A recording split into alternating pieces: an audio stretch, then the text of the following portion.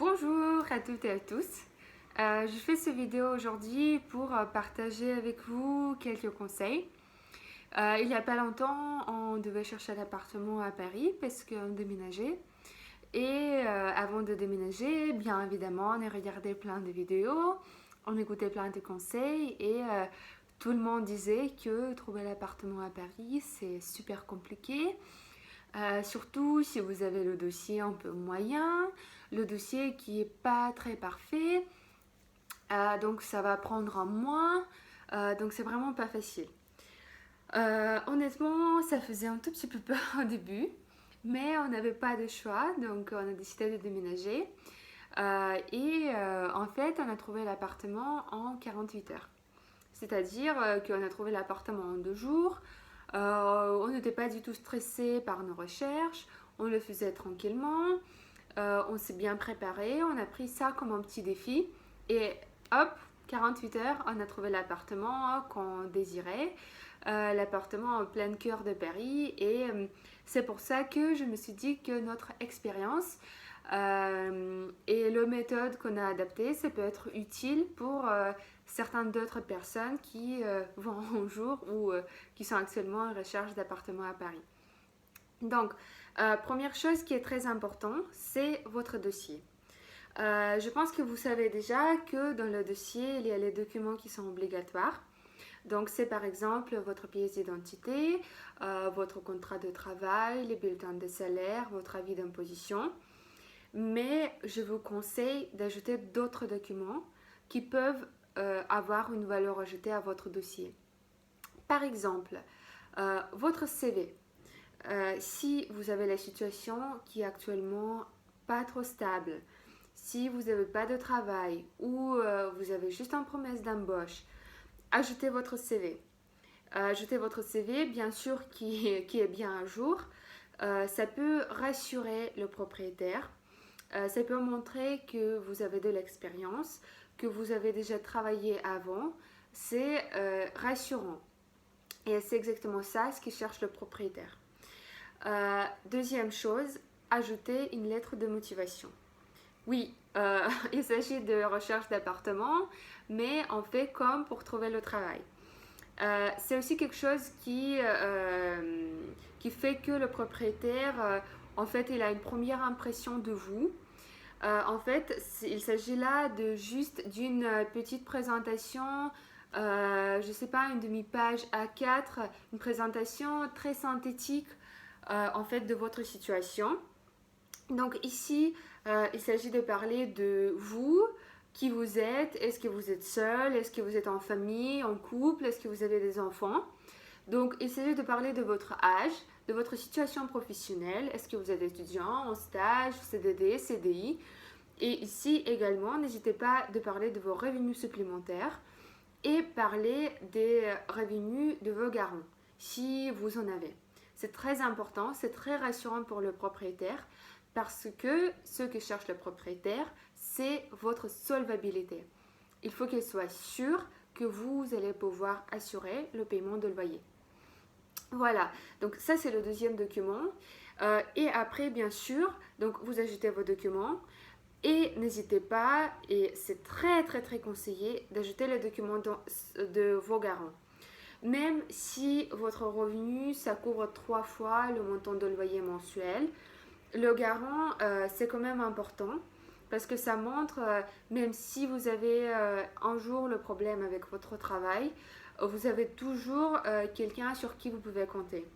Ça peut être, et le mieux, si ce soit quelqu'un de votre famille, mère, père, l'oncle, tante, vos frères, vos sœurs, peu importe.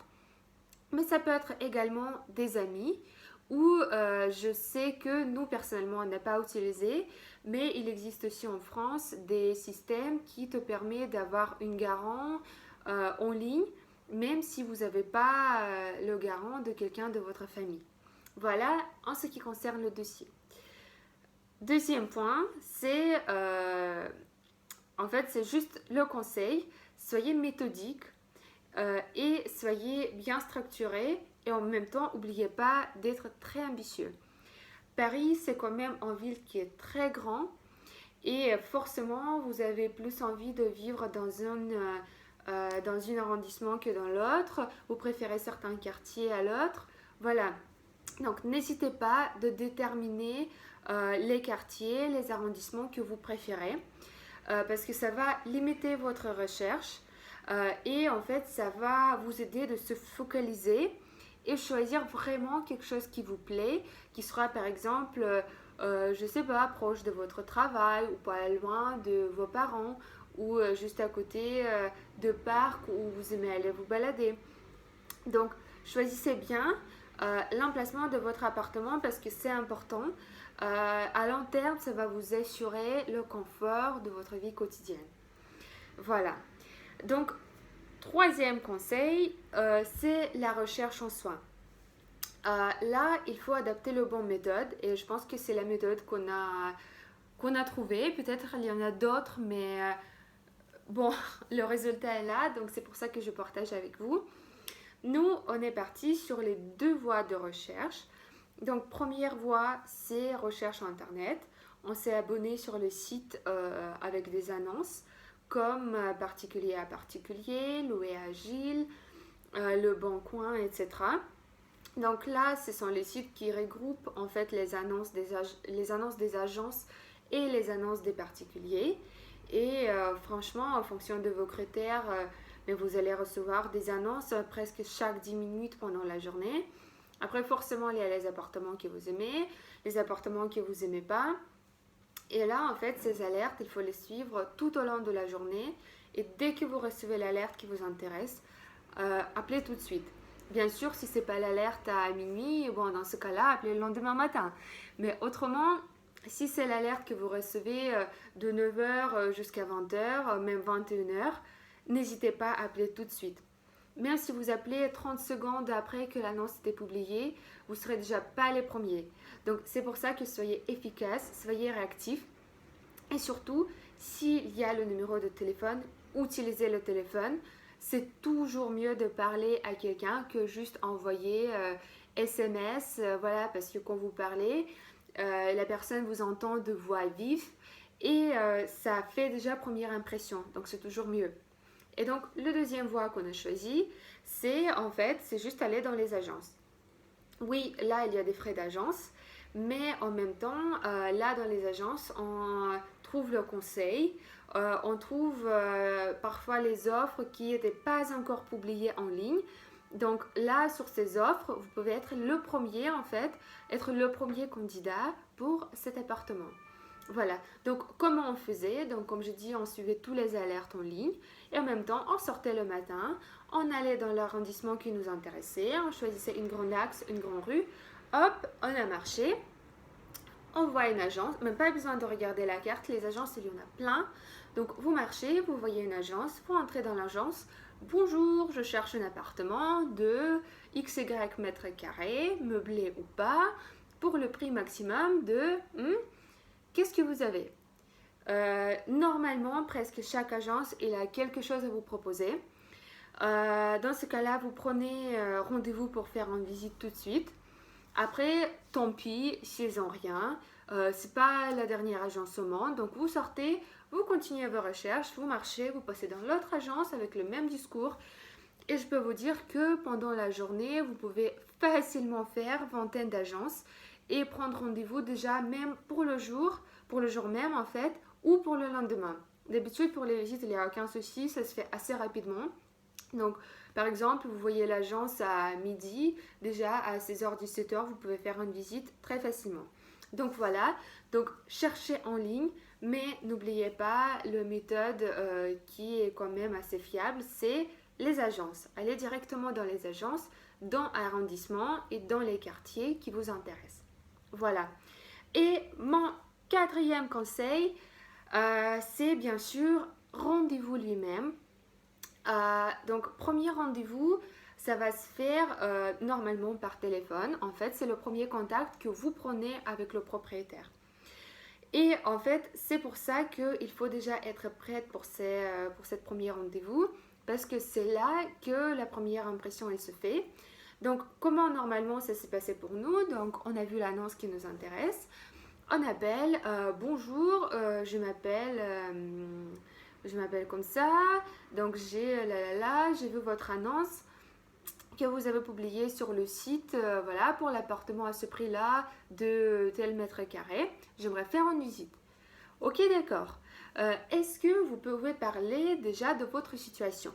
Donc, c'est la question que vous allez entendre très souvent parce qu'en fait, avec votre premier appel, le propriétaire d'appartement, il fait déjà le premier tri, on va dire. Donc, c'est pour ça, en fait, je reviens à cette lettre de motivation que je vous ai conseillé de faire avant. Parce que là, vous pouvez vous adresser à cette lettre et en fait, donc citer déjà quelques informations par rapport à vous, votre âge, votre situation, vos revenus et bien sûr, revenus de vos garants, les fonciers, etc.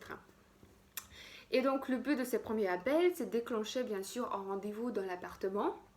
Et si tout se passe bien, et normalement, voilà, sauf les grandes exceptions, ça se passe bien avec le premier appel. Donc le lendemain, déjà, le jour même, vous pouvez avoir le rendez-vous dans l'appartement.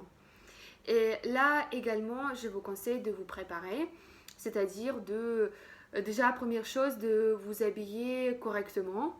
Bien sûr, pas besoin de mettre le costard et tout, mais être habillé quand même assez proprement et assez correctement. Deuxième chose, c'est bien sûr être sympathique parce que parfois, vous savez que le contact humain, ça fait aussi la différence. Donc le propriétaire, il peut vous trouver un peu plus sympa que l'autre, un peu plus souriant et c'est toujours agréable. Voilà, donc essayez de créer ce petit premier contact positif avec le propriétaire. Ça peut être très très utile. Et troisième chose que je vous conseillerais, c'est avoir vos dossiers en deux versions. En version papier et en version électronique qui est parfois aussi demandée. Nous, en fait, on a vu les deux. Il y avait certains qui préféraient les dossiers papier. Et là, je vous conseille de vraiment bien préparer les dossiers, de tout imprimer correctement, de tout classer dans le bon ordre. Voilà, donc c'est-à-dire, on commence par la lettre de motivation, on met la pièce d'identité, le contrat, les revenus, les bulletins de salaire, etc., etc. Voilà, donc vous classez tout dans l'ordre assez logique. Et après aussi, faites le dossier électronique parce qu'il y a beaucoup d'agents et beaucoup de propriétaires également qui disent que pour eux c'est plus simple. Donc j'ai envie de dire, autant avoir les deux parce que souvent ça se joue sur la réactivité et c'est aussi important que le propriétaire il voit que vous êtes bien préparé, que vous avez envie de cet appartement et il faut tout simplement que en fait cet appartement c'est à lui. Il faut qu'il vous imagine dans cet appartement. Voilà. Donc pour aujourd'hui, c'était tous mes conseils. J'espère que c'était utile pour vous. En tout cas, ça m'a fait vraiment plaisir de partager. Si vous avez des questions, des commentaires, n'hésitez pas. C'est avec un grand plaisir que je répondrai. Et après, si un jour j'ai d'autres life hacks, je partagerai avec plaisir avec vous. Et merci beaucoup pour l'écoute. Voilà, bonne journée.